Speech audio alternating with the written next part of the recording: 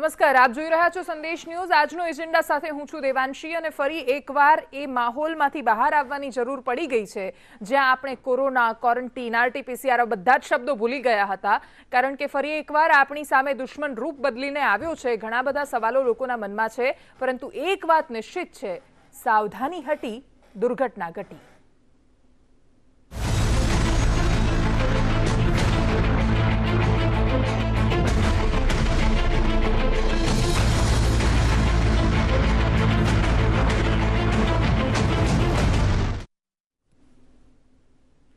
આપણો માણસોનો સમાજ આશાવાદી સમાજ ગણાય છે। આપણે એવી દુનિયામાં જીવીએ છીએ કે જ્યાં આપણે આશાના સહારે જીવતા હોઈએ છીએ કે કાલ આપણી વધારે સારી હશે, અને એટલા જ માટે લોકડાઉનનો સમય હોય ત્યારે પણ લોકોએ સન્નાટાની વચ્ચે શાંતિ શોધી હતી।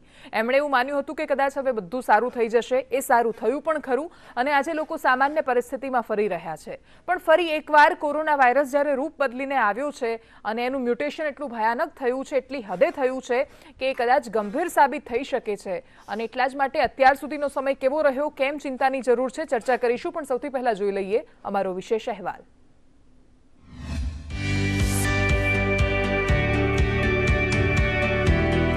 આખા દેશમાં ઘણા સમય પછી એવી સ્થિતિ આવી જ્યારે લોકો અનિશ્ચિતતાના ડરમાંથી બહાર આવ્યા। દરેકને એવું લાગવા લાગ્યું કે જીવન હવે આસાન થઈ શકે છે। આ દેશનું કદાચ કોઈ માણસ એવું નહીં હોય જેણે પોતાના સ્વજન, પોતાના પડોશી, પોતાના મિત્ર કે પોતાના કોઈ ઓળખીતાને કોરોનામાં જીવ ગુમાવતા ન જોયા હોય। માનવતાના ઇતિહાસમાં ન જોવા મળ્યા હોય એવા દ્રશ્યો આપણે કોરોના કાળમાં જોયા। આપણે જોયું કે એક વિષાણુએ કેવી રીતે માનવ અસ્તિત્વને પડકારીને ભોંય તળિયે ફેંકી દીધું।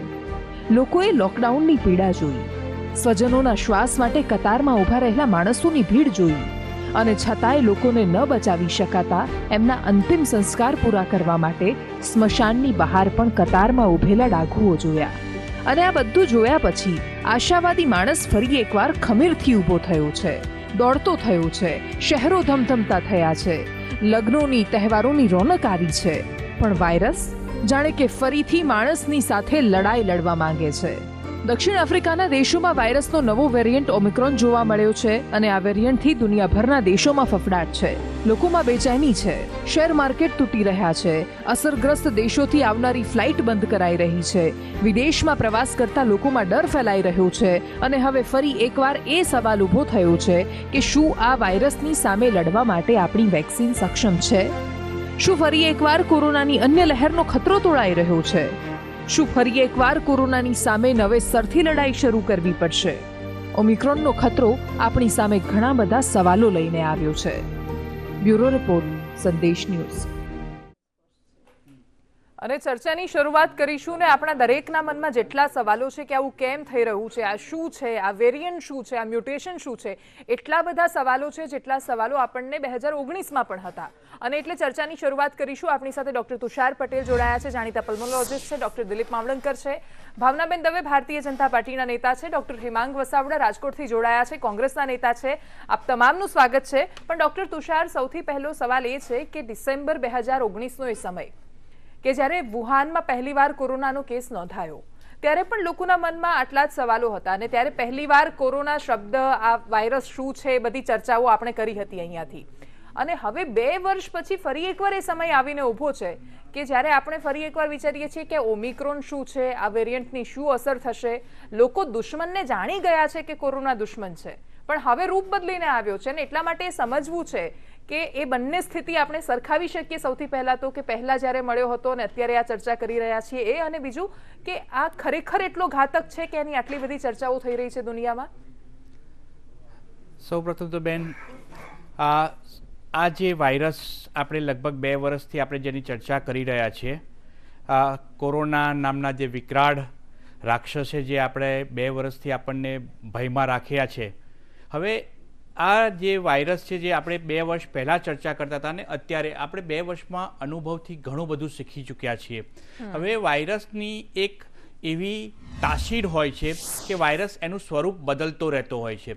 એટલે જ્યારે પણ અત્યારે જે આ કોરોનાનું જે મૂળ વાયરસ છે, કોરોના વાયરસ જે એ પણ દર વર્ષે જે આપણને શરદી ખાંસી, જે વારે ઘડીએ સિઝન ચેન્જ થાય ને જ્યારે એ આપણને શરદી ખાંસી કરતો હોય છે, એ પણ એનું સ્વરૂપ મ્યુટન્ટ ચેન્જ કરતો રહેતો હોય છે. હવે જ્યારે આ COVID-19 વાયરસ પણ તેના સ્વરૂપો આપણે જ્યારે 2019થી શરૂ થયો અત્યાર સુધીમાં ઘણા બધા સ્વરૂપો એને ચેન્જ કરી લીધા છે.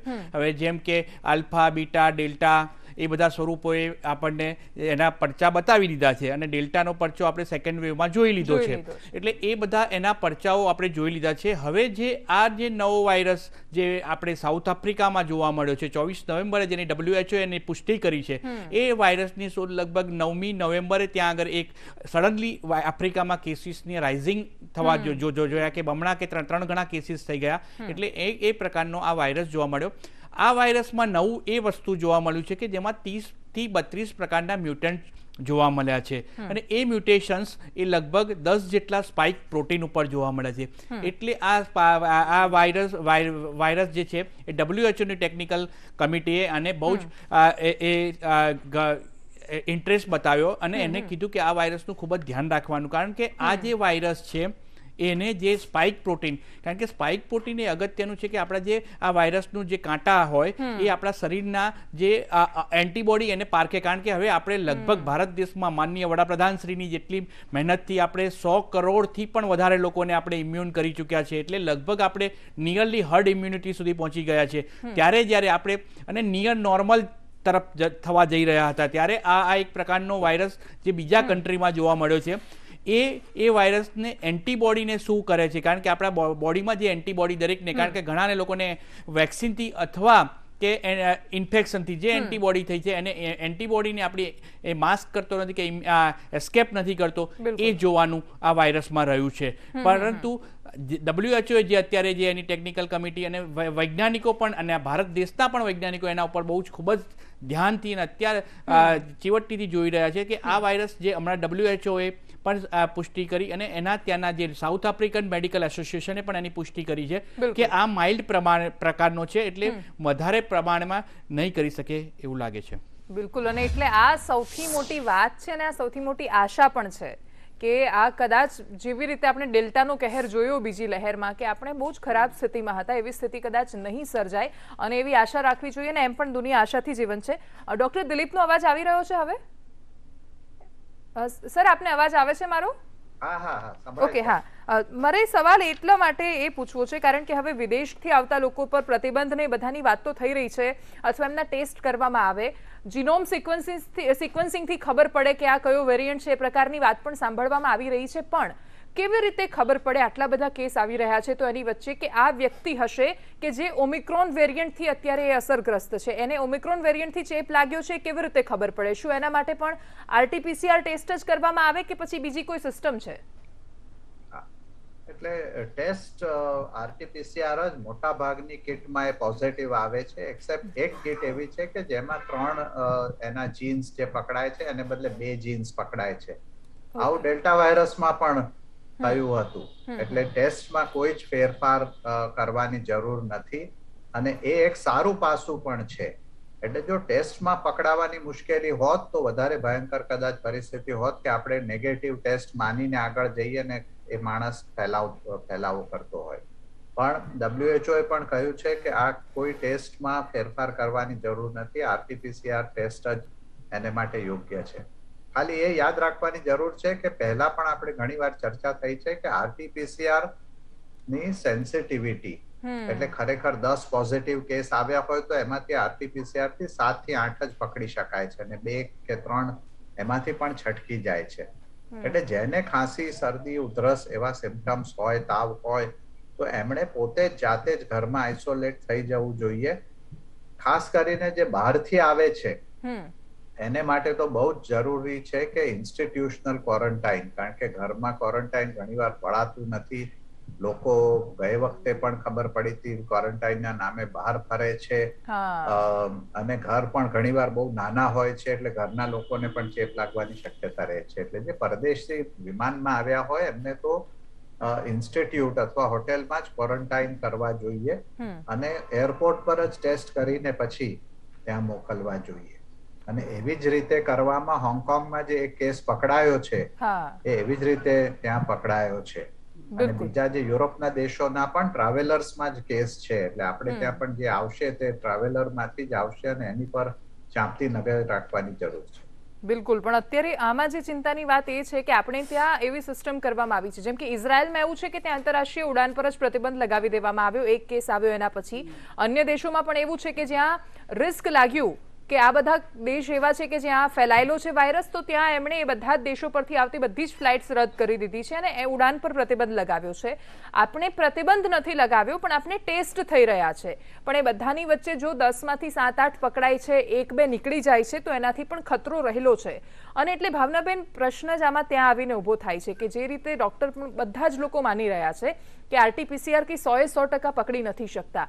જ્યારે પહેલી વાર કોરોના વાયરસ આવ્યોથી અત્યાર લઈને સરકારની સામે અનેક તબક્કે સવાલ થયા કે અહીંયા આવું થવું જોઈતું હતું, અહીંયા આવું થવું જોઈતું હતું, પણ આખરે સરકારે પોતાના બનતા પ્રયાસો કર્યા. દરેકની સામૂહિક બેદરકારી હશે, એના કારણે જ આપણે આ સ્થિતિ હતી, એ પણ આપણે માનીએ. પણ હવે તમને એવું લાગે છે કે આ સમય માટે ફરી એકવાર એક પડકાર આવી રહ્યો છે, તો સરકાર તૈયાર છે એના માટે? દેવાંશીબેન, બિલકુલ આજે હું સંદેશના માધ્યમ દ્વારા કહેવા માંગુ છું કે આ ડૉક્ટર સાહેબો છે એ બધા આપણને અવેર કરે છે, જાગૃત કરે છે.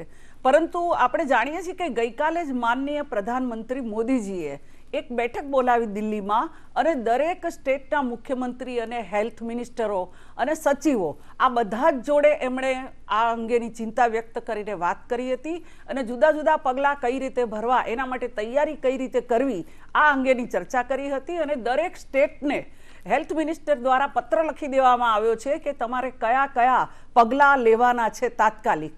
જેમ કે મહારાષ્ટ્રે પ્રતિબંધ મૂકવાની વાતો કરી છે, આપણા ગુજરાતની અંદર પણ આ મીટિંગ પહેલા જ પ્રતિબંધની ચર્ચાઓ થવા લાગી હતી. એટલે બે જે આપણે વેવ્સમાંથી પસાર થયા છીએ, એ વેવ્સમાંથી આપણે ઘણું શીખ્યા છીએ. ફર્સ્ટ વેવ્સ જ્યારે આ કોરોનાનો હતો ત્યારે આપને યાદ હશે કે આપણે એટલો બધો અસર નહોતી થઈ. અને બીજું કે પ્રધાનમંત્રીની સતર્કતા, મને લાગે છે કે કેટલાક લોકો એવું કહેતા હતા કે આ જે છે સતર્કતા, એમાં કંઈ એટલે લોકોની જાગૃતિ માટે કેટલાક પગલાઓ લેવા પડે છે. અને એ પગલાંની અંદર આપને જો યાદ હોય તો ઘંટી વગાડવી, આવા 2-4 પગલાઓ માનનીય મોદીજી દ્વારા લેવાયા હતા. એની ટીકા ભલે વિરોધ પક્ષે કરી હોય, પરંતુ નાગરિકોની જાગૃતિકરણ ડૉક્ટર સાહેબો પણ માનશે કે સૌથી પહેલું એ છે. અને એના દ્વારા એમને જ્યારે અવેર કરવામાં આવે, અને ત્યાર પછી કઈ રીતે વેક્સિન, તો વેક્સિનનું કામ જે કરવાની હશે એ કરી રહી છે. અને આ જે ટેસ્ટ છે એ પણ આપ કહો છો કે 100% તો નથી થતો. તો એના માટે થઈને લોકો જો જાગૃત થાય, માસ્ક પહેરે, ડિસ્ટન્સ રાખે અને 6 ગજની દૂરી રાખે, આ બધું જો કરે, તો મને લાગે છે કે જાગૃતિના કારણે આપણે આમાંથી બચી શકીશું. ગભરાવાની કોઈ જરૂર નથી. આજે આપણે સેકન્ડ વેવ્સમાં ખૂબ તૈયાર થઈ ગયા છીએ. બિલકુલ. ડોક્ટર હેમાંગ વસાવડા, ભલે તમને ટીકાનો મુદ્દો મળી ગયો છે એ ચર્ચામાંથી, પણ છતાંય હું એવી આશા રાખું કે આપણે પહેલા શરૂઆતમાં તો એટલીસ્ટ કોરોના અને એની આસપાસની જે ચિંતાઓની વાત છે, જ્યારે સર્વદળીય બેઠકની વાત હોય કે એના સિવાય પણ જ્યારે આવા કોઈ ગંભીર વિષય પર બેઠકની વાત હોય, સૂચન તો વિપક્ષનું માંગવામાં આવે છે જનરલી કે આમાં શું કરી શકાય અથવા શું કરવું જોઈએ. પહેલી લહેરમાં આપણે બધા જ લોકો ભલે થોડા ઘણા એક સાથે હતા, બીજી લહેરમાં વિપક્ષ ને સરકાર સાવ અલગ અલગ દિશામાં હતા. આપણે એવી આશા રાખીએ કે ત્રીજી ચોથી કોઈ જ લહેર ન આવે, પરંતુ જો આવે તો શું સરકારને સહયોગ દરેક રીતે આપવા માટે વિપક્ષ તૈયાર છે?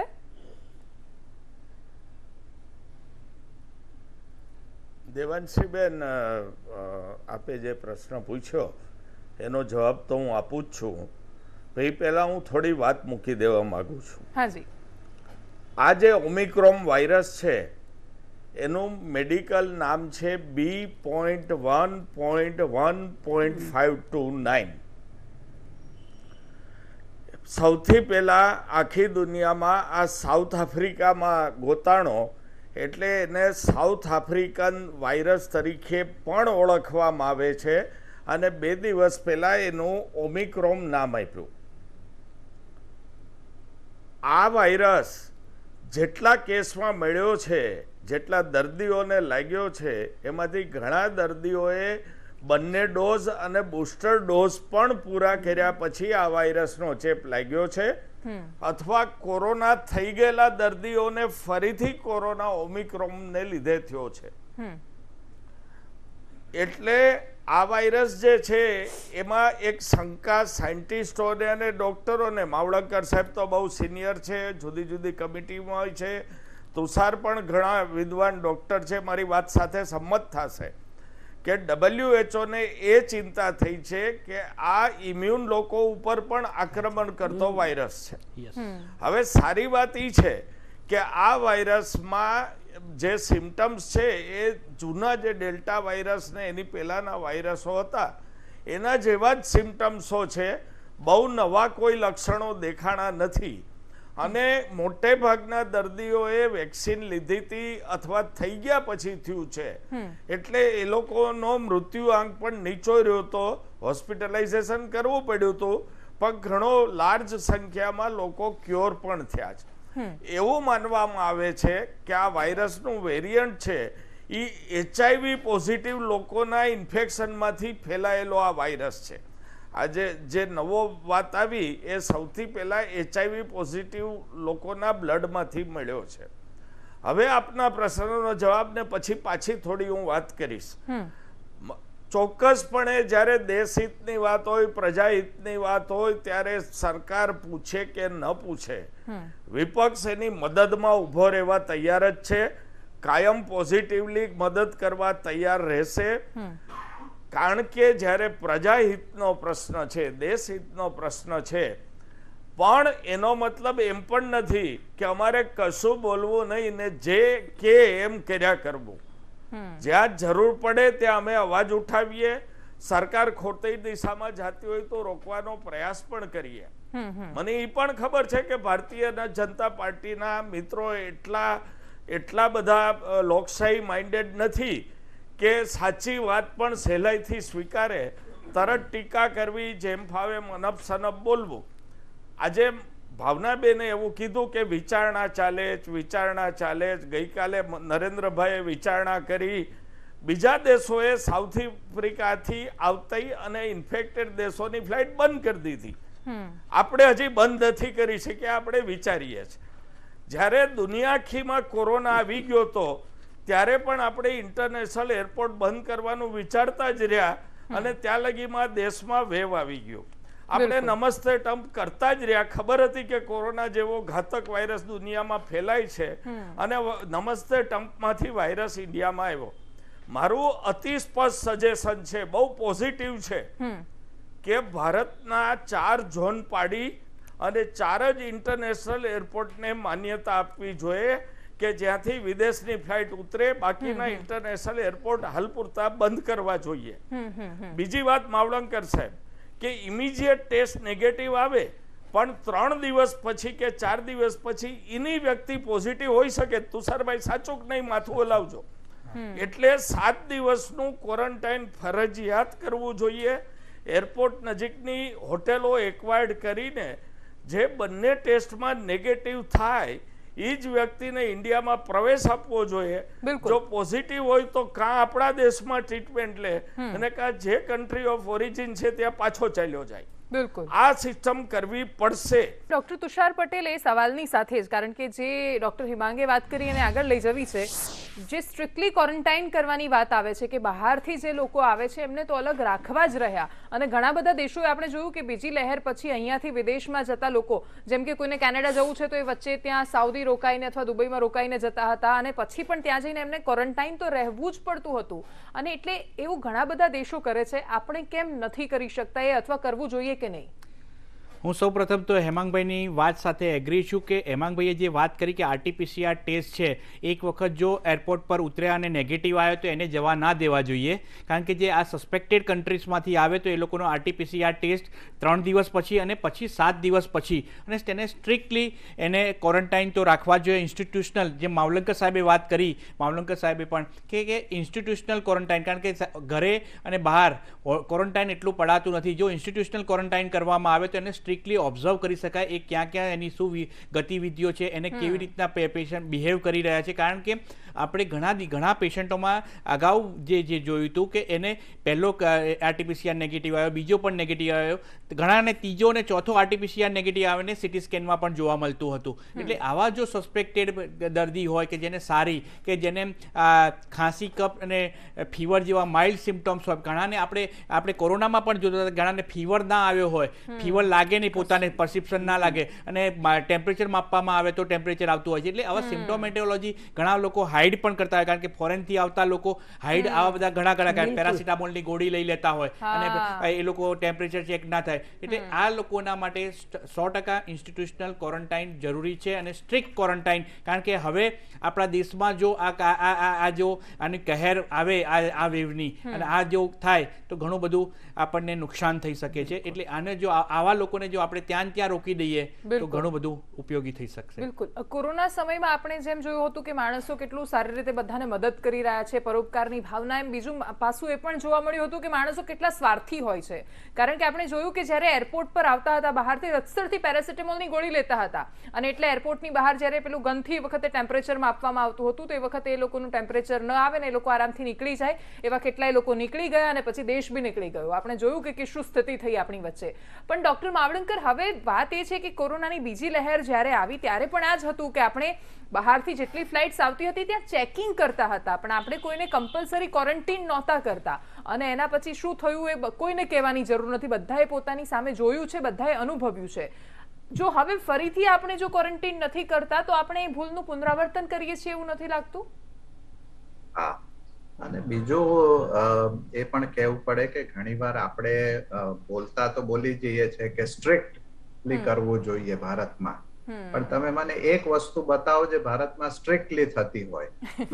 થૂંકવું નહીં એવું સ્ટ્રિક્ટલી થૂંકવાનું નહીં એવું લખેલું હોય છે, પાર્કિંગ સ્ટ્રિક્ટલી એવું નહીં, પણ જ્યાં ત્યાં. એટલે આપણો દેશ જ એવો છે કે નીતિ નિયમોને ઝડપથી માનતો નથી. એટલે આમાં કઈ ખોટું કે એવું કહેવાની આશય નથી, પણ આપણને એવી ટેવ છે. એટલે સૌથી સારી વસ્તુ છે કે દક્ષિણ આફ્રિકાથી ફ્લાઇટો બંધ કરી દેવી જોઈએ, કારણ કે એવું તો દક્ષિણ આફ્રિકાથી આપણે ત્યાં શું આવે છે કે જે 10-15 દિવસ ફ્લાઇટ બંધ રહે તો આખો દેશ કઈ બંધ પડી જવાનો કે બહુ મોટું આર્થિક સંકટ આવી જવાનું છે, કારણ કે એવો દક્ષિણ આફ્રિકા સાથે આપણો કોઈ વેપાર ધંધો કે માણસો એવા છે નહીં.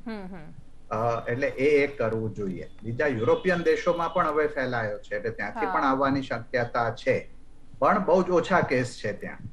એટલે એ આપણે ફ્લાઇટો બંધ કરવી એ તો પહેલું એક કરવું જોઈએ. ઇંગ્લેન્ડે પણ એટલા માટે જ ફ્લાઇટો બંધ કરી છે કે ક્વોરન્ટાઇન ઉભું કરવા માટે પણ વાર લાગતી હોય છે. તમે કહો કે હોટેલ એક્વાયર કરો અને ત્યાં સુધી 300-500-1000 લોકો આવી જાય અંદર તો પછી મુશ્કેલી પડે. અને હમણાં જ સમાચાર જોયા કે એમ્સ્ટરડેમમાં 2 જ વિમાન આફ્રિકાથી આવ્યા, એમાંથી 62 લોકો ટેસ્ટ પોઝિટિવ નીકળ્યા છે. હવે ઓમિક્રોન ના છે કે સાદા ડેલ્ટા ના ને બીજા છે ખબર નથી, પણ 2 જ વિમાન એટલે લગભગ 600 પેસેન્જર માંથી 62 પેસેન્જર હમણાંના જ ન્યૂઝમાં છે કે એમ્સ્ટરડેમ એરપોર્ટ પર એમણે પોઝિટિવ ટેસ્ટ થયા છે ને ત્યાં ક્વોરન્ટાઇન કરેલા છે. એટલે એ એક સૌથી સારો ઉપાય છે. બીજું, આપણે જે ઇન્સ્ટિટ્યુશનલ ક્વોરન્ટાઇન એટલે ઘરે નહીં પણ હોટેલમાં અથવા હોસ્ટેલ્સમાં અથવા એવી જગ્યાએ કે જ્યાં રહેવાની વ્યવસ્થા હોય ને આપણે કર્યું હતું સમરસમાં ને જુદી જુદી જગ્યાએ આપણે લોકોને રાખ્યા હતા 15-15 દિવસ સુધી, સેકન્ડ વેવમાં ફર્સ્ટ વેવમાં પણ. એટલે એવી રીતે પણ ક્વોરન્ટાઇન થઈ શકે. બીજું એ પણ થઈ શકે કે વિઝા આપવાનું બંધ કરો કે ભાઈ હમણાં ના આવો તમે, અનલેસ કોઈને ઇમરજન્સી હોય ને કંઈક હોય, પેસેન્જર્સ જ ઓછા આવે. લોકોને કહી દો કે ભાઈ you are not advise to travel to India from South Africa. એટલે એ પણ થઈ શકે. એટલે જુદી જુદી રીતે આપણે આ વિચારવું જોઈએ. બીજું એક એ પાસું છે કે યસ, ઘણા લોકો, હમણાં જ મેં સાઉથ આફ્રિકાના 2 ડોક્ટરને ઇન્ટરવ્યુ વિશે વાંચ્યું, તો એક ડોક્ટર કહે છે કે ત્યાં અમુક જગ્યાએ કેસો જે એમણે પોતે જોયા એ માઇલ્ડ છે. બીજા ડોક્ટરનું કહેવું છે કે જે ત્યાં સ્લમ વિસ્તાર સોવેટો કરીને છે, તેમાંના કેસોમાં યંગ લોકોમાં બી મોડરેટ અને સિવિયર ડિઝીઝ જોવા મળે છે. એટલે આ જે વાયરસનું રૂપ બદલાયું છે એમાં ઝડપથી ફેલાય છે એ તો ક્લિયર છે, કારણ કે સાઉથ આફ્રિકામાં છેલ્લા 2 અઠવાડિયામાં આ વાયરસે ડેલ્ટાને પાર કરીને 90% સુધી આ વાયરસે ફેલાવો કર્યો છે. અને જે કેસ થતા હતા 200-300 ની આસપાસ, એને બદલે 1,500-2,000 લગભગ 10 ગણા વધારે કેસ સાઉથ આફ્રિકામાં છેલ્લા 2 અઠવાડિયામાં થયા છે. એટલે એ તો ક્લિયર છે. બિલકુલ, જે વસ્તુ ક્લિયર નથી હા એ છે કે આનાથી સિવિયર ડિઝીઝ થવાનો છે કે માઇલ્ડ રહેવાનો છે. એટલે એની પર આધાર રાખે છે કે આગળ આપણને કેટલું વિકરાળ સ્વરૂપ જોવા મળશે. ફેલાશે તો એ ચોક્કસ છે. એમ હેમાંગભાઈએ કહ્યું એ પ્રમાણે વેક્સિન બ્રેક કરી શકે છે, એ ત્રીજો મુદ્દો છે. અમુક રિપોર્ટ એવા છે યુરોપમાં ને એમાં કે 2 વખત વેક્સિન લીધેલા લોકોને પણ થયો છે અને એ પણ ડિક્લેર થયું છે કે 2 વખત વેક્સિન લીધેલા લોકોને થાય અને એ ટ્રાન્સમિટ પણ કરી શકે છે. એટલે એ એક ત્રીજો મુદ્દો છે. એટલે વેક્સિન કંપનીઓ પણ વિચારમાં છે કે નવી વેક્સિન બનાવવી પડશે કે નહીં.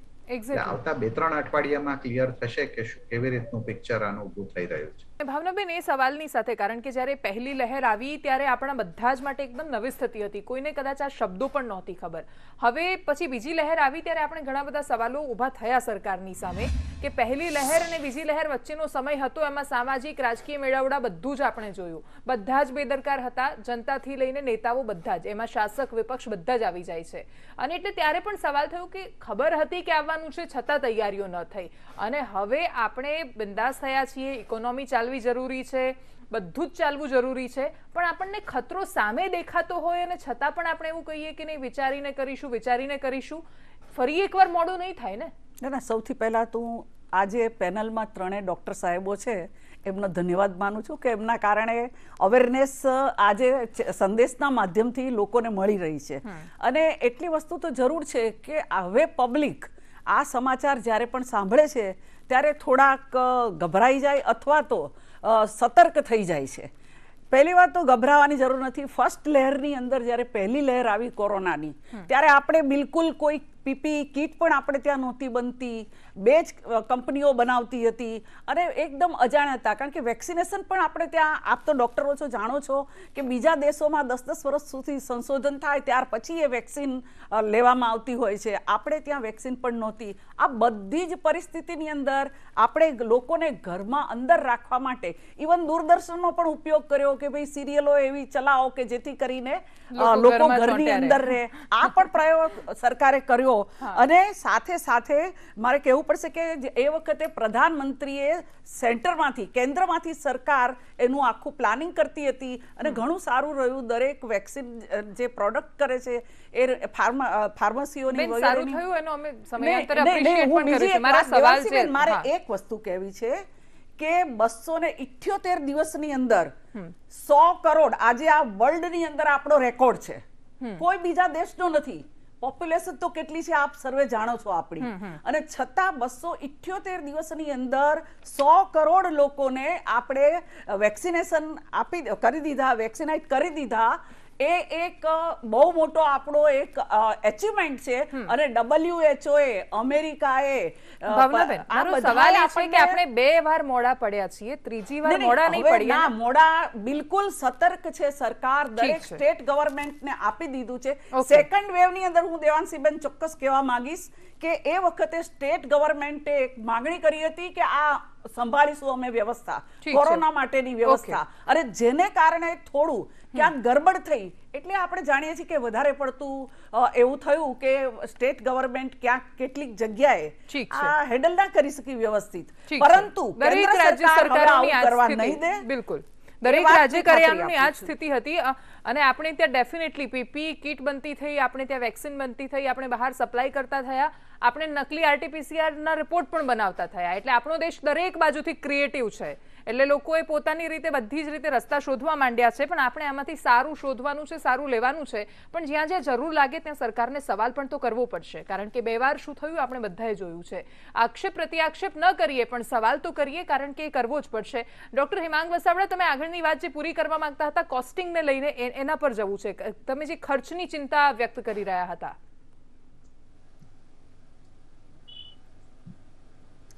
હા, જ્યારે પરદેશથી આવેલ વ્યક્તિ ક્વોરન્ટાઇન થાય ત્યારે સરકારે એનો ખર્ચ ઉપાડવાની જરૂર નથી. જે એરોપ્લેનની ટિકિટ ખરીદી શક્યો છે, પરદેશ ફરી શક્યો છે કે રહી શક્યો છે, એની પાસેથી પૂરો ચાર્જ વસૂલીને એરપોર્ટ આસપાસની હોટેલોમાં એને કમ્પલસરી ક્વોરન્ટાઇન કરવા પડે. અને ફરીથી કહું છું કે 4 જ સેન્ટર ઉપર ઇન્ટરનેશનલ ફ્લાઇટ ઉતરે એવી સરકારે વ્યવસ્થા કરવી જોઈએ. વેસ્ટ ઝોનમાં મુંબઈ, સાઉથ ઝોનમાં બેંગ્લોર, ઈસ્ટર્નમાં કલકત્તા અને દિલ્હી, અને ત્યાં જ વ્યવસ્થા કરી અને 3 જેમ PCR ટેસ્ટ જે માવળંકર સાહેબ જેવા એક્સપર્ટ કે, હું તો નથી એનો એક્સપર્ટ, પણ સાહેબ જેવા એક્સપર્ટ કે આટલા દિવસે કરવાનો, આટલા દિવસે કરવાનો, અને બધા નેગેટિવ ટેસ્ટ આવ્યા તો કન્ટ્રીમાં એન્ટર થાય. આ વ્યવસ્થા કરવી જ પડે. આપણા દેશમાં 2 ઓમિક્રોન કેસ પોઝિટિવ સાઉથ ઇન્ડિયામાં આવી ગયા છે. 2 કેસ પોઝિટિવ આવી ગયા છે. હજી આપણે વિચારતા રહેશું, આપણે ચર્ચા કરતા રહેશું તો મને એમ છે કે 2ના 200 અને 200ના 20,000 થતા વાર નથી લાગવાની. એટલે હું તો ગઈકાલે વડાપ્રધાન શ્રીની મીટિંગની જ્યારે માહિતી મળી ત્યારે હું રાહ જોતો હતો કે થોડી વારમાં એવી જાહેરાત થશે કે આટલા દેશની ઇન્ટરનેશનલ ફ્લાઇટ બંધ, અને આ રીતે આ એરપોર્ટ ઉપર RT-PCR નું સ્ક્રીનિંગ પણ ન થઈ. દેરાએ દુરુસ્ત થાય, હજી બહુ મોડું થાય પેલા પગલાં લેવા એકદમ જરૂરી છે. વાતચીત ચર્ચામાં સમય બગાડવાનો રહેતો નથી. અને અત્યારથી ભાવનાબેન, વેક્સિન બનાવતી કંપનીને જીનોમ સિક્વન્સીસ પ્રોવાઈડ કરીને, માવળંકર સાહેબ આપે પણ આ સરકારને કહેવાનું છે, આપ એડવાઇઝરી બોર્ડમાં છો, કે આ ઓમિક્રોન વાયરસ સામેની વેક્સિનનું રિસર્ચ હાલ તરત શરૂ થઈ જવું જોઈએ. આપણી પાસે 2 કેસ તો આવી ગયા છે. બહારથી આપણી સરકાર છુપાવે છે જીનોમ ને બધું, સાયન્ટિસ્ટને એસેસ થવા નથી દેતી, પણ યુરોપીય કન્ટ્રી, અમેરિકન કન્ટ્રી ને આફ્રિકન કન્ટ્રીમાંથી જીનોમ સિક્વન્સીસને સેમ્પલ્સ મગાવી અને તરત જ રિસર્ચ ચાલુ કરી દેવું જોઈએ, જેથી ઓમિક્રોન આ દેશમાં આવે તો નવી વેક્સિન પણ તાત્કાલિક લોકોને આપી શકાય. બિલકુલ. બિલકુલ ટૂંકમાં વસાવડા સાહેબ, કાલની જે મીટિંગ હતી ને એમાં પોલિટિકલ પર્સન હોય એવું, એટલે કે દરેક પોલિટિકલ પાર્ટી હોય એવું નહોતું. એમાં ડોક્ટર્સો પણ હતા અને સાયન્ટિસ્ટો પણ હતા કે જે લોકો આ વેક્સિન માટે શું કરવું જોઈએ એના સૂચનો સાહેબે લીધા હતા, PM સાહેબે, અને એ લોકોને લીલી ઝંડી આપી દીધી છે. ગઈકાલની મીટિંગમાં જ મોદી સાહેબે સાયન્ટિસ્ટોને અને ડોક્ટર્સને જે કંઈ પગલાં લેવાના હોય એમને ઝંડી લીલી આપી દીધી છે, તમે આગળ વધો. એટલે વિચારવા નથી રહ્યા, એક્શનમાં આવી ગયા છીએ. બિલકુલ. અને આમાં કેવું છે, સરકારની વિરુદ્ધ કે સરકારની બચાવનો સવાલ નથી, આમાં બચાવ આપણે આખા દેશનો કરવાનો છે, અને એટલા માટે એ સવાલ કરવો પડશે કે આપણે 2 વાર મોડા પડ્યા છીએ બધાની સામે છે, હવે 3જી વાર ન પડવા જોઈએ. એ જવાબદારી છે સરકારની. આ બહુ જ સરળ વાત છે, આમાં કોઈ સરકાર પર આરોપ નથી, ન સરકારના આમાં બચાવની વાત આવે છે. ડોક્ટર તુષાર પટેલ, હવે આમાં સવાલ લોકો માટે પણ આવીને ઊભો થાય છે કે હવે સરકારે છૂટ આપેલી છે પ્રસંગોની, ભલે નિયત મર્યાદામાં આપી છે કે 300 કે 400 કે 500, પરંતુ લોકો ભેગા થાય છે, પણ જે નિયત મર્યાદામાં ભીડ છે એટલે લોકો હવે વિચારશે, કારણ કે હવે તો લગ્નની સિઝન શરૂ થઈ છે. ગુજરાતમાં આપણે જોઈએ છીએ કે દરેક પાર્ટી પ્લોટમાં માનવ મહેરામણ એટલું બધું ઉભરાય છે જાણે બહુ જ વર્ષો પછી આવ્યા હોય. તો લોકો હવે શું કરે? એમણે ધ્યાન રાખવું છે પણ સાથે લગ્ન પણ કરવા છે, એટલે લોકો સખત દ્વિધામાં છે અત્યારે કે શું કરે અત્યારે. બેન, સૌપ્રથમ તો સરકારે જે કરવાનું હતું એ તો કરી દીધું. સરકારે જે અગાઉના જે 2 લેયરમાં કામ કરવાનું તે કરી દીધું. સરકારે વેક્સિન લાવવાની હતી એ પણ કરી દીધી, અને સરકારે વેક્સિનના ડોઝ પ્રજા સુધી પહોંચાડવાના હતા એ પણ કરી દીધા છે.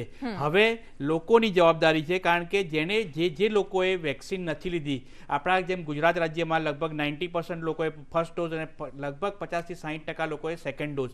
પણ મારી એ રિક્વેસ્ટ છે કે જેને પણ સેકન્ડ ડોઝ બાકી છે એ લોકો બધા જ જઈ અને બીજો ડોઝ લઈ લે, કારણ કે વેક્સિન સેકન્ડ ડોઝ આનાથી જેટલી ઇમ્યુનિટી વધશે આપણી, એટલું આપણે આ કોઈ પણ પ્રકારના વેરિયન્ટ આવશે એની સામે આપણે કામ કરી શકીશું. એટલે આપણે એ કરીશું. ને પ્રજાએ જ્યારે છૂટછાટ આપવામાં આવી છે ત્યારે તેમને 3 વસ્તુનું તો ખાસ પાલન કરવાનું, જે SMSનું પાલન હવે કરવાની જરૂર છે, સોશિયલ ડિસ્ટન્સિંગ, માસ્ક અને સેનિટાઇઝેશન.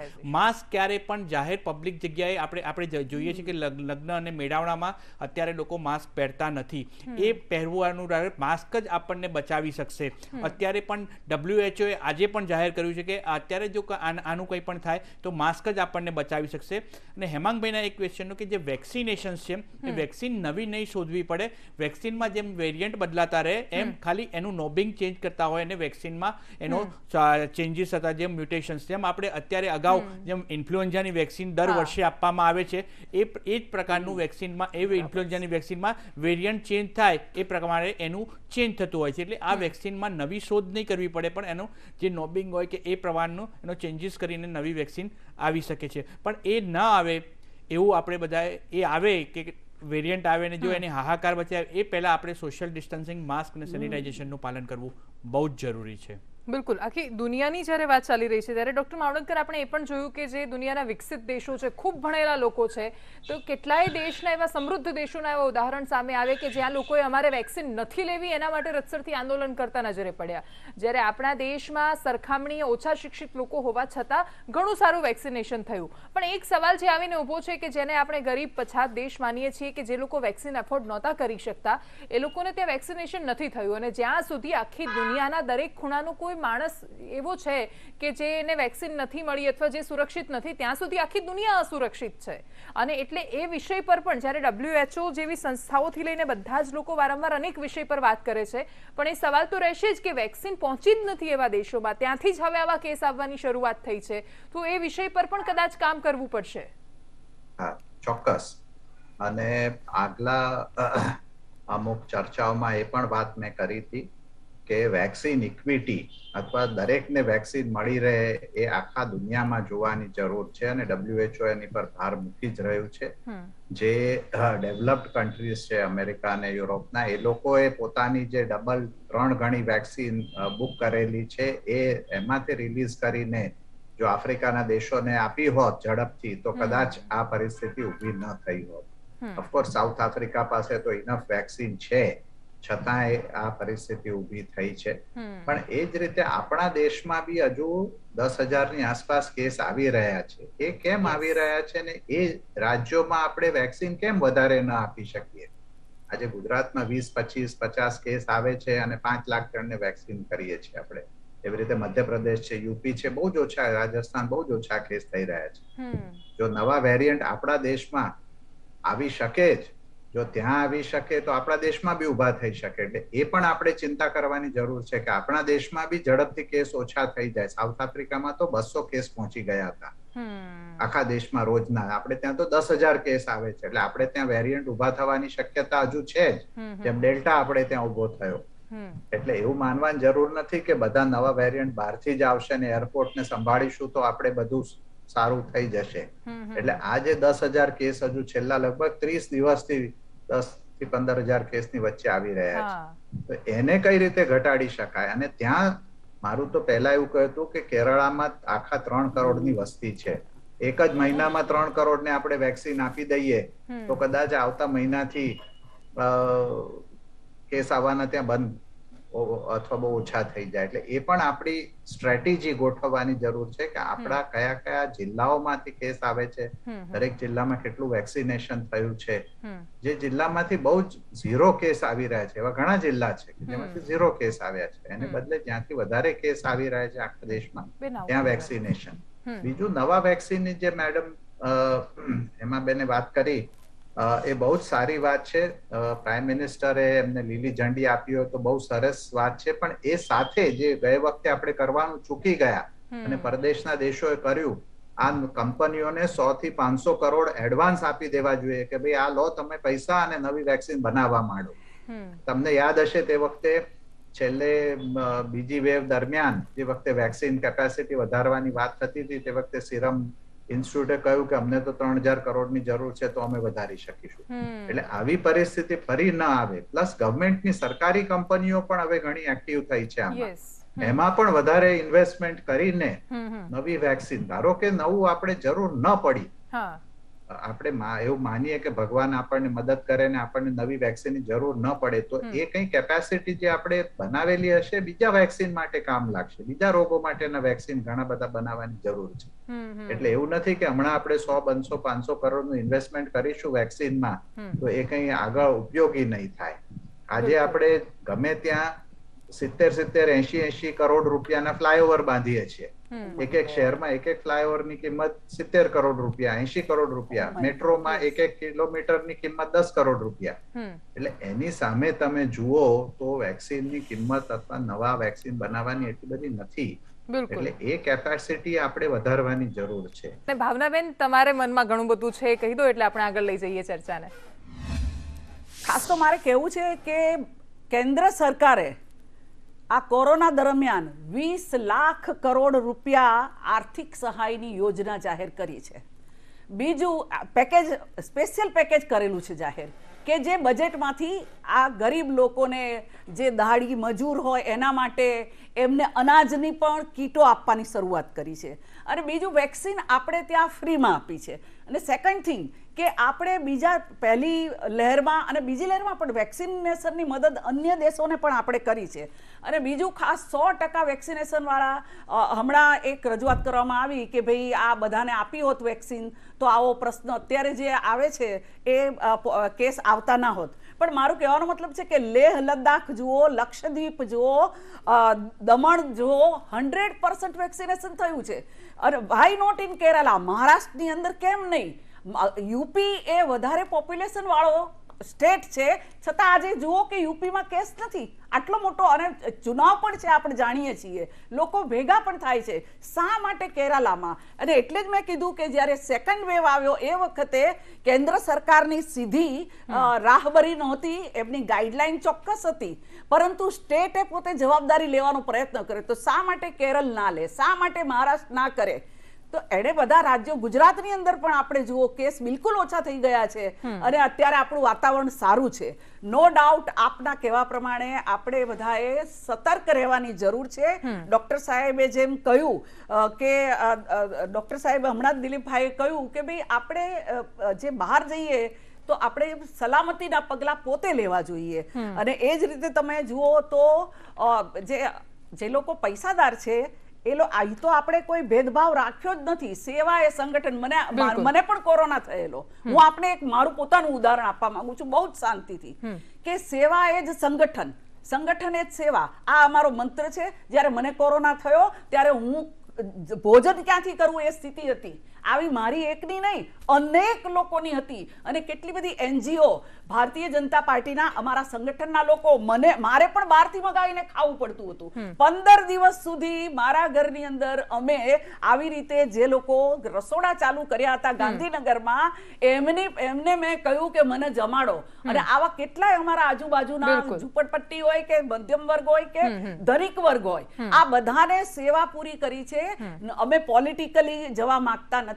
અમારું સંગઠનનો હેતુ સેવા એ જ સંગઠન છે. બિલકુલ. હેમાંગભાઈ પાસે છેલ્લે જો ખૂબ ઓછો સમય છે એટલે, અને ડોક્ટર હેમાંગ વસાવડા, આખરી વાત એમણે જે કહ્યું કે પોલિટિકલી જવા માંગતા નથી, પણ ભારતીય જનતા પાર્ટીનું સેવા એ જ સંગઠન છે.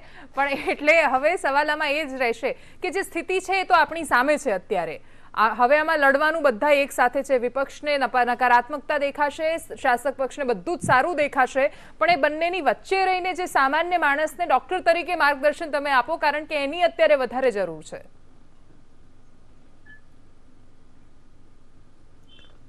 દેવાંશીબેન, પક્ષ અને વિપક્ષ ઉપરાંત આપણા દેશમાં ઘણા બધા ખૂબ સારા માણસો છે. એમાંથી 2 આપણી સાથે અત્યારે પેનલમાં બેઠા છે. એ લોકોને લીડ રોલ આપવો ઘણો બધો જરૂરી છે. અધિકારીઓ દ્વારા જે નિર્ણય લેવાય આવી અઘરી ટેકનિકલ બાબતમાં એ દેશને અધોગતિ, નુકસાન તરફ લઈ જાય છે. એટલે મારી નમ્ર વિનંતી છે, પક્ષ વિપક્ષ બાજુમાં મૂકો, બીજેપી કોંગ્રેસ બાજુમાં મૂકો, પણ ટેકનિકલ એક્સપર્ટને કંટ્રોલ આપો.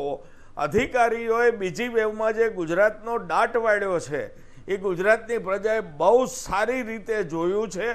અને 108 સિવાય એડમિશન નહીં, 108માં જ એડમિશન, આવો તો જ એડમિશન, ફલાણા ટેસ્ટ નહીં કરવાના, ઢીકણા ટેસ્ટ, આમ આ તંબુ વેલા ઉપાડી લ્યો, અહીંયા આરટીપીસીઆર ટેસ્ટ બંધ કરાવો. આ બધા જે નિર્ણયોને લીધે ગુજરાતની પ્રજા હેરાન થઈ છે, એનું મુખ્ય કારણ જે તે વખતે અધિકારી રાજ હતું. અને મને એવું લાગ્યું છે કે આખી સરકાર બદલવામાં આવી એ આને કારણે જ બદલવામાં આવી છે. એટલે એટલી છેલ્લી વાત છે કે જે ટેકનિકલ એક્સપર્ટ છે, માવળંકર સાહેબ છે, તુષારભાઈ છે, એવા લોકોને તમે કમાન્ડ સોંપો, એ લોકોનું મીટિંગ અને સજેશન પબ્લિક કરો અને એમના સજેશન પ્રમાણે દેશ ચલાવો. કમિટીમાં છો જ ને? હા, એટલે ડોક્ટર તુષાર પણ કમિટીમાં છે, ડોક્ટર માવળંકર પણ કમિટીમાં છે. કમિટી બનેલી છે, પણ એમણે જે વાત ઉપાડી એ બહુ જ જેન્યુન છે એકચ્યુઅલી ડોક્ટર તુષાર. કારણ કે આમાં સવાલ એટલા માટે રહેશે કારણ કે અમદાવાદ જેવું શહેર હોય કે ઘણી બધી જગ્યાએ આપણે જોયું કે એવા નિર્ણયો હતા કે જેમાં સંવેદના ગાયબ હતી એની અંદરથી, કે આપણે ક્યારેય ન વિચારી શકીએ. મને નથી લાગતું કે કદાચ જો ડોક્ટર્સની કમિટીએ જો એ નિર્ણય લીધો હોત તો શું એવો નિર્ણય લેવાતો કે 108 વગર એડમિશન નહીં મળે? બેન, એ તો એ વખતનું જે પરિસ્થિતિ હતી એ પર જ લોકોને ગવર્મેન્ટ નિર્ણય લેતા હતા. પરંતુ અમે જે અમારી હતી ટેકનિકલ, કારણ કે અમારી કમિટી છે ટેકનિકલ, કે જે વિષય ઉપર કે આ રોગની શું ટ્રીટમેન્ટ કરવી, કે આ પ્રમાણે ટેસ્ટ કરવું, કે એના અમે લોકો ગાઈડન્સ કરી રહ્યા હતા. બિલકુલ. અને ડોક્ટર માવળંકર, હવે મારો છેલ્લો સવાલ, અને મારી પાસે બહુ જ ઓછી સેકન્ડ છે એટલા માટે, કે અત્યાર સુધી આ રીતે ટ્રીટમેન્ટ થવી, આમ હવે કોઈ ચોક્કસ નિષ્કર્ષ પર પહોંચી શકાયું છે? કારણ કે એક સમયે જોયું કે એક બાજુ રેમડેસિવિર માટે ઝાયડસની બહાર બહુ જ લાંબી કતારો હતી અને બીજી બાજુ ડોક્ટર્સ એવું કહેતા હતા કે જે ખાસ તો એક્સપર્ટ કમિટી આપ બધા જ એવું કહેતા હતા કે દરેકને જરૂર નથી હોતી, અને બીજી બાજુ ડોક્ટર્સ પ્રિસ્ક્રાઇબ પણ કરતા હતા. હવે કોઈ ચોક્કસ નિષ્કર્ષ પર પહોંચાયું છે? એટલે ટેકનિકલ ગાઈડન્સ તો બહુ જ ક્લિયર હવે થઈ ગયું છે મોટા ભાગની દવાઓ માટે. પણ આમાં એક માણસનો પણ વિચાર કરવો જોઈએ કે જ્યારે માણસ ડૂબતો હોય તો એને આપણે કહીએ કે તણખલાનો પણ આધાર લાગે. એટલે ફેમિલીને એવું લાગે કે ભાઈ રેમડેસિવિર બધા કહે છે તો લપાવો. એટલે એ પણ એક સાયકોલોજીકલ ઇમ્પેક્ટ છે. પણ આપણે ડોક્ટરો એમને સમજાવવાની જરૂર છે કે આ બધાને જરૂરી નથી અને અમુક સમયમાં જ જરૂરી છે. એ સાથે સાથે એ પણ કહેવાનું ઘટે કે જે બે બહુ સારી અને સસ્તી દવાઓ છે એના ટ્રાયલ વ્યવસ્થિત થયા નથી. આઇવરમેક્ટિન કરીને છે અને વિટામિન ડી છે, એના ટ્રાયલ આપણે કરવાની જરૂર છે. સરકારે ટ્રાયલ ને ફંડ કરવા જોઈએ. બહુ જ સસ્તી દવાઓ છે ને કદાચ ઉપયોગી નીવડે તો આગળ આપણે એનાથી ઘણો ઉપયોગ થાય. એ સાથે એટલું પણ કહી દઉં કે જે આ વેક્સિનેશન નું ઇમરજન્સી ઓથોરાઇઝેશન છે એ હવે ફૂલ ઓથોરાઇઝેશન થઈ જવું જોઈએ, કારણ કે આટલો બધો ડેટા ભેગો થઈ ગયો છે, સેફટી એની પ્રૂવ થઈ ગઈ છે. આપણી પાસે હવે શોર્ટેજ પણ વેક્સિનની રહી નથી, કારણ કે ઘણા લોકો હવે પૂછે છે કે બુસ્ટર લઈએ શું કરીએ. જ્યાં સુધી ઇમરજન્સી ઓથોરાઇઝેશન છે ત્યાં સુધી કંપનીઓ જાહેર માર્કેટમાં વેચી શકતી નથી. એટલે હવે વખત આવી ગયો છે કે એને રિવ્યુ કરીને ફૂલ ઓથોરાઇઝેશન, જેમ બીજી દવાઓ બીજી વેક્સિન મળે છે એમ આ વેક્સિન પણ મળવી જોઈએ. એટલે એ પણ સરકારે વિચાર કરવા જેવો છે. આપના માધ્યમ દ્વારા કહેવાનું ઈચ્છા થાય. બિલકુલ બિલકુલ. આપ તમામનો ખૂબ ખૂબ આભાર અમારી સાથે જોડાવા બદલ, ચર્ચામાં ભાગ લેવા બદલ. ડિસેમ્બર 2019 થી લઈને જાન્યુઆરી ફેબ્રુઆરી 2020 સુધીનો એ સમય હતો કે જ્યારે આ રીતે ચર્ચાઓ થઈ. 2021ની શરૂઆતમાં પણ આપણે આ જ રીતે ચર્ચાઓ કરી, પણ પછી છેલ્લે ચર્ચાઓ થતી રહી, આવું થવું જોઈએ થતું રહ્યું, અને જે થયું એ આપણી સામે છે. અને અમે અહીંયા જ બેસીને એવા સમાચાર બતાવ્યા કે જ્યારે ઓક્સિજનની કતારોમાં સામાન્ય માણસો જોયા, સ્મશાનની બહાર લાઈનોમાં લોકોને જોયા, તમે દરેક લોકોએ પોતાના સાથીઓ ગુમાવ્યા છે. અને એટલા માટે આશા રાખીએ કે આજે જે ચર્ચા કરી રહ્યા છીએ એ માત્ર એ ચર્ચા પૂરતી સીમિત ન રહે અને આ ચર્ચા કદાચ આખરી હોય, કોરોના પર કોઈ ચર્ચા કરવી ન પડે. નમસ્કાર.